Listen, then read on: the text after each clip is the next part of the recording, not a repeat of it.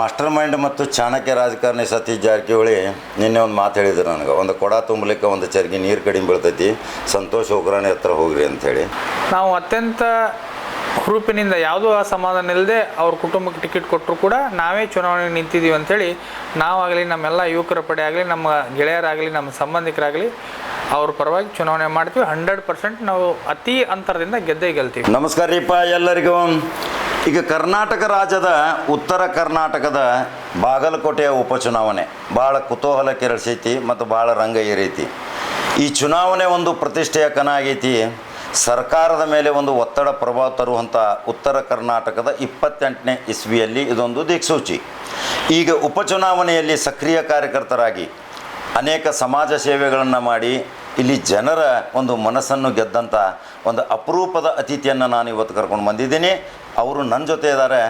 ಯಾರಿಗೂ ಗೊತ್ತಿಲ್ಲ, ಬಾಗಲಕೋಟೆ ಮಹಾಜನತೆ, ಪುಣ್ಯವಂತ ಜನತೆ ಎಲ್ಲರೂ ನೀವು ಇವತ್ತು ಭಾಳ ಸುಮಧುರ ಬಾಂಧವ್ಯದಿಂದ ಹೃದಯವನ್ನು ಗೆದ್ದಂಥ ಅವರೇ ಯುವಕರಾದಂಥ ಸಂತೋಷ್ ಹೋಕ್ರಾನಿ ಅವರು ಇವತ್ತು ಸಮಾಜಮುಖಿಯಾಗಿ ಇವತ್ತು ನಾನು ಅವರಿಗೆ ಸ್ವಾಗತ ಮಾಡ್ತಾ ಇದ್ದೀನಿ. ಸರ್ ನಮಸ್ಕಾರ. ಸರ್ ನಮಸ್ಕಾರ.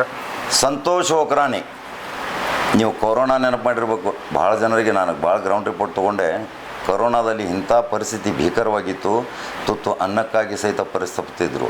ಯಾರು ಆವಾಗ ಅನ್ನ ಕೊಟ್ಟರು ಈ ಅನ್ನ ಬಸವಣ್ಣರ ನಾಡಿನಲ್ಲಿ, ಯಾರು ಸೂರಿಲ್ಲದವನಿಗೆ ಸೂರು ಕೊಟ್ಟರು, ಆಸರಿಲ್ಲದವನಿಗೆ ಆಸರೆ ಕೊಟ್ಟರು, ಔಷಧೋಪಚಾರಗಳನ್ನ ಕೊಟ್ಟರು, ಅಂಥ ವ್ಯಕ್ತಿ ಇವತ್ತು ಇದೇ ಉಪಚುನಾವಣೆಯಲ್ಲಿ ಪ್ರಮುಖ ಅಸ್ತ್ರವಾಗಿ ಕಾರ್ಯನಿರ್ವಹಿಸ್ತಾರೆ ತಮ್ಮ ಅಪಾರ ಯುವಕರ ಪಡೆಯೊಂದಿಗೆ.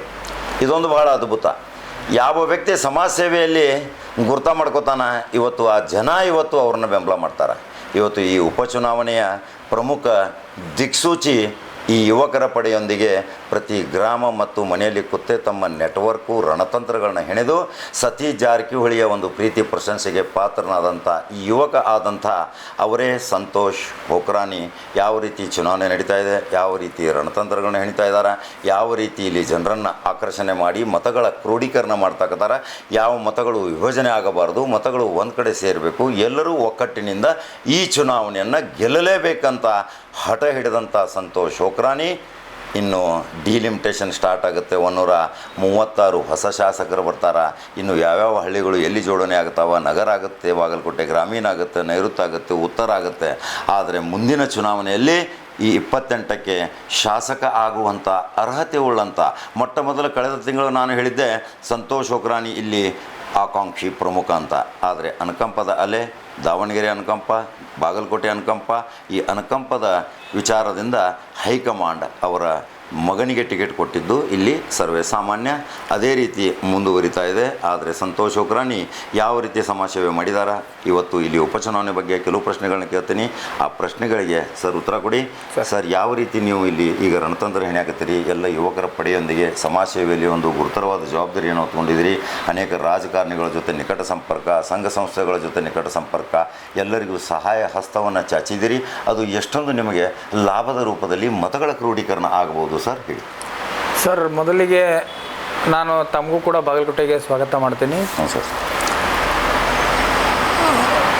ಬಾಗಲಕೋಟೆ ಜನ ಹೆಂಗಪ್ಪ ಅಂತಂದ್ರೆ ಯಾವಾಗಲೂ ಕೊಡುಗೈ ದಾನಿಗಳು ಸರ್. ಇಲ್ಲಿ ಬಸವಣ್ಣರ ನಾಡು, ಕೊಡುಗೈ ದಾನಿಗಳು.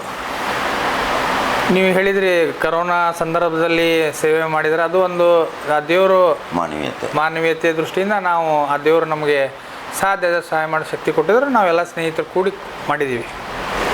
ಮತ್ತು ಈ ಚುನಾವಣೆಗೆ ಸಂಬಂಧಪಟ್ಟಂಗೆ ತಮಗೆ ಮಾತಾಡ್ಬೇಕಪ್ಪ ಅಂತಂದ್ರೆ ಇಲ್ಲಿ ಮತದಾರ ಪ್ರಜ್ಞಾವಂತರದಾರ. ಯಾರಿಗೆ ಮತ ಹಾಕ್ಬೇಕು ಅನ್ನೋದು ಅವ್ರಿಗೆ ಭಾಳ ಚಲೋ ಗೊತ್ತಿದೆ.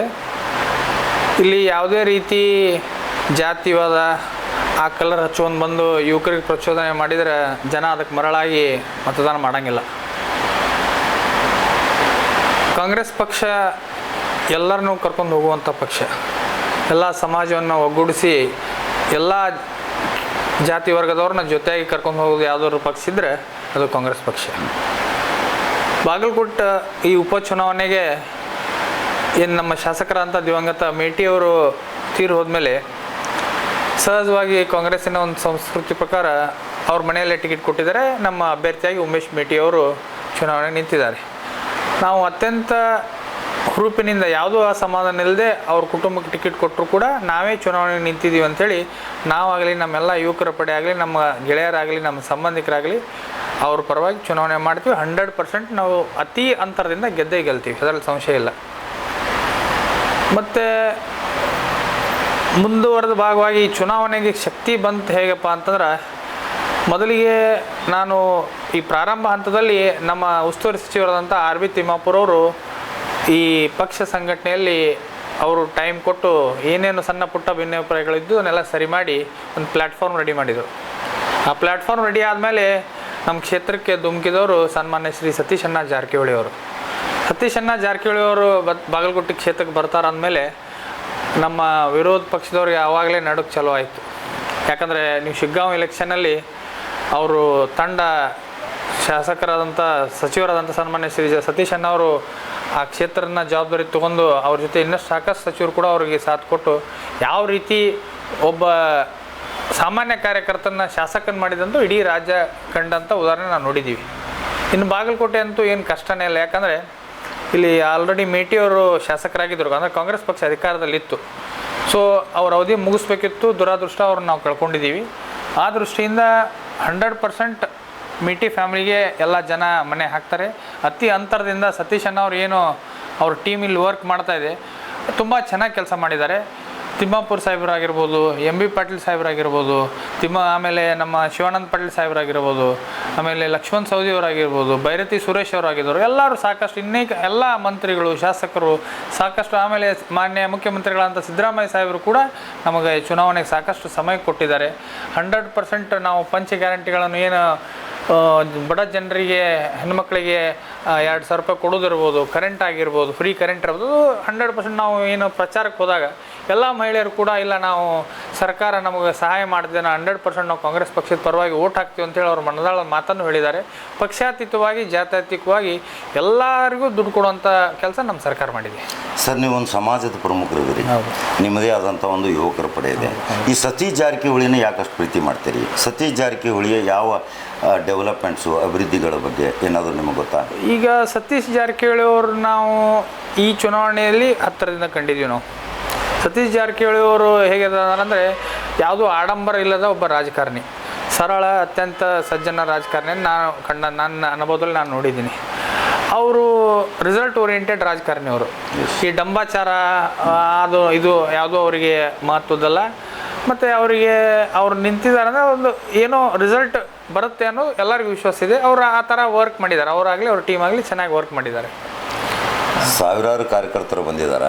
ನಿಮ್ಮ ಅಪಾರ ಯುವಕರ ಪಡೆ ಪ್ರತಿ ಹಳ್ಳಿಗಳಿಗೆ ಹೋಗ್ತಾ ಇದ್ದೀರಿ, ಮತದಾರನ ಓಲೈಕೆ ಮಾಡೋಕ್ಕೋಸ್ಕರ ಪಂಚ ಗ್ಯಾರಂಟಿಗಳ ವಿವರಣೆ ಕೊಡ್ತಾ ಇದ್ದೀರಿ. ಜನ ಯಾವ ರೀತಿ ಪ್ರತಿಕ್ರಿಯೆ ಕೊಡ್ತಾ ಇದ್ದಾರೆ ಸರ್ ನಿಮ್ಗೆ? ಸರ್ 100% ಸರ್, ಯಾಕಂದರೆ ಮೊನ್ನೆವರೆಗೂ ದುಡ್ಡು ಬಂದಿದೆ ಹೆಣ್ಮಕ್ಳಿಗೆ 2,000 ರೂಪಾಯಿ.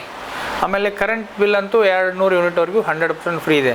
ವಿಶೇಷವಾಗಿ ನಮ್ಮ ಬಾಗಲಕೋಟೆ ಮತಕ್ಷೇತ್ರದಲ್ಲಿ ಬಿಲೋ ಪಾವರ್ಟಿ ಲೈನ್ ಅಂದರೆ ಬಿಲೋ ಪಾವರ್ಟಿ ಲೈನ್ ಅದಕ್ಕಿಂತ ಕೆಳಗಡೆ ಇರ್ತಕ್ಕಂಥ ಜನನೇ ಜಾಸ್ತಿ ಇರೋದು. ಸೊ ಹೀಗಾಗಿ ಪ್ರತಿ ತಿಂಗಳು 2,000 ರೂಪಾಯಿ ಕೊಡು ಅಂದ್ರೆ ಅದೇನು ಸಣ್ಣ ಕೆಲಸ ಅಲ್ಲ ಸರ್. ಪ್ರತಿ ತಿಂಗಳು ಬರ್ತಾ ಇದೆ. ಕೆಲವೊಂದು ಸರಿ ಒಂದು ಡಿಲೇ ಆದಾಗ ಮಾತ್ರ ಅದನ್ನು ಒಟ್ಟಿಗೆ ಸೇರಿಸಿ ಜಮಾ ಆಗಿದೆ. ಈ ರೀಸೆಂಟ್ಲಿ ಒಂದು 10 ದಿವಸ ಹಿಂದ್ಗಡೆ ಜಮಾ ಆಗಿದೆ. ಸೊ ಅದು ನಾವು ಏನು ಕ್ಷೇತ್ರಕ್ಕೆ ಹೋದಾಗ ಹೆಣ್ಮಕ್ಳಾಗಿರ್ಬೋದು ಅಥವಾ ಗಂಡು ಮಕ್ಕಳಾಗಿರ್ಬೋದು ಈ ವಿದ್ಯುತ್ ಶಕ್ತಿ ಫ್ರೀ ಏನು 200 ಯೂನಿಟ್ ಕೊಡ್ತಿದ್ದೀವಿ. ಆಮೇಲೆ 2,000 ರೂಪಾಯಿ ಪ್ರತಿ ಹೆಣ್ಮಕ್ಳಿಗೂ ಕೊಡ್ತಾ ಇದ್ದೀವಿ.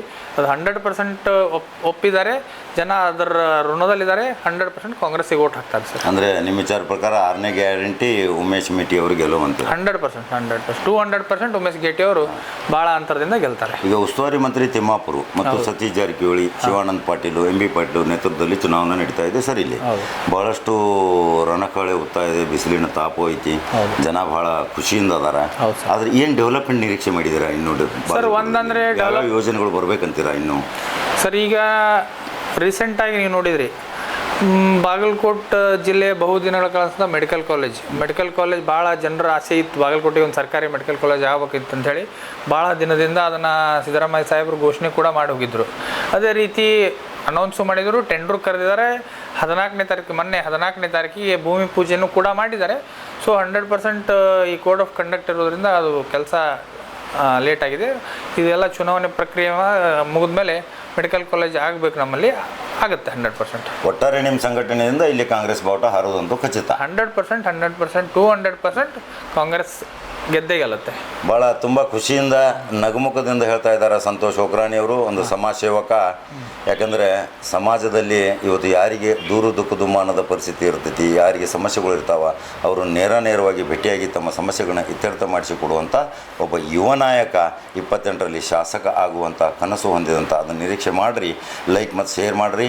ಮತ್ತೊಂದು ಅಪೀಲ್ ಮಾಡಿರಿ ಸರ್, ಕೊನೆಯದಾಗಿ ಮತದಾರರಿಗೆ, ನಿಮ್ಮ ಉಪಚುನಾವಣೆಯ ಕ್ಷೇತ್ರದ ಮತದಾರರಿಗೆ, ಎಲ್ಲ ನಮ್ಮ ಬಾಗಲಕೋಟೆ ಮತಕ್ಷೇತ್ರದ ಜನರಿಗೆ ವಿನಂತಿ ಮಾಡ್ಕೊತೀನಿ. ನಮ್ಮ ಕರ್ನಾಟಕ ರಾಜ್ಯದಲ್ಲಿ ಇವತ್ತು ಕಾಂಗ್ರೆಸ್ ಸರ್ಕಾರ ಇದೆ. ಅದಕ್ಕೆ ನಮ್ಮ ಮತಕ್ಷೇತ್ರದ ಅಭಿವೃದ್ಧಿ ಆಗಬೇಕಾದ್ರೆ ಕಾಂಗ್ರೆಸ್ ಶಾಸಕರಾಗೋದು ಅನಿವಾರ್ಯವಾಗಿದೆ. ಬಹು ದಿನಗಳ ಕೆಲಸವಾದಂಥ ಮೆಡಿಕಲ್ ಕಾಲೇಜ್ ಕೆಲಸ ಹಾಗೂ ಬಹು ದಿನಗಳ ಬೇಡಿಕೆಯಾದಂಥ ಮಾರ್ಕೆಟ್ ಕೆಲಸ ಕೂಡ ಆಗಬೇಕಾಗಿದೆ. ಆ ದೃಷ್ಟಿಯಿಂದ ಶಾಸಕರು ಕಾಂಗ್ರೆಸ್ ಪಕ್ಷದವರಾಗಿದ್ದರೆ ಇನ್ನೂ ಹೆಚ್ಚಿನ ಬಲ ಪಡುತ್ತಂಥೇಳಿ ನಮ್ಮ ಅಭ್ಯರ್ಥಿಯಾದಂಥ ಉಮೇಶ್ ಮೇಟಿ ಅವರಿಗೆ ಅತಿ ಹೆಚ್ಚು ಮತಗಳಿಂದ ಆರಿಸಿ ವಿಧಾನಸಭೆಗೆ ಕಳಿಸ್ತೀರಂತೇಳಿ ವಿಶ್ವಾಸ ಇಟ್ಟಿದ್ದೀನಿ. ನಮಸ್ಕಾರ. ಮಾಸ್ಟರ್ ಮೈಂಡ್ ಮತ್ತು ಚಾಣಕ್ಯ ರಾಜಕಾರಣಿ ಸತೀಶ್ ಜಾರಕಿಹೊಳಿ ನಿನ್ನೆ ಒಂದು ಮಾತು ಹೇಳಿದ್ರು ನನಗೆ, ಒಂದು ಕೊಡ ತುಂಬಲಿಕ್ಕೆ ಒಂದು ಚರ್ಗಿ ನೀರು ಕಡಿಮೆ ಬೀಳ್ತೈತಿ, ಸಂತೋಷ್ ಓಕ್ರಾಣಿ ಹತ್ರ ಹೋಗ್ರಿ ಅಂಥೇಳಿ. ಆ ಸಂತೋಷ್ ಓಕ್ರಾಣಿ ಅವ್ರದ್ದು ಇವತ್ತು ಕಿರು ಸಂದರ್ಶನ ಮಾಡಿದ್ದೀನಿ. ಮುಂದೆ ಇವರಿಗೆ ಉಜ್ವಲ ಭವಿಷ್ಯ ಐತಿ ಸರ್. ನಿಮ್ಗೆ ದೇವ್ರು ಒಳ್ಳೇದು ಮಾಡಲಿ. ಇನ್ನೂ ರಾಜಕೀಯ ಶಕ್ತಿಯಲ್ಲಿ ಬಡ ಜನರಿಗೆ ಸಹಾಯ ಸಹಕಾರ ಮಾಡುವಂಥ ಮನೋಭಾವನೆ ಇನ್ನೂ ನಿಮಗೆ ಹೆಚ್ಚಿಗೆ ಕೊಡಲಿ, ಆರೋಗ್ಯ ಕೊಡಲಿ. ನಮ್ಮ ಜೊತೆ ಸಂದರ್ಶನ ಮಾಡಿದ್ದಕ್ಕಾಗಿ ನಿಮಗೆ ತುಂಬ ಧನ್ಯವಾದ ಸರ್. ನಮಸ್ಕಾರ.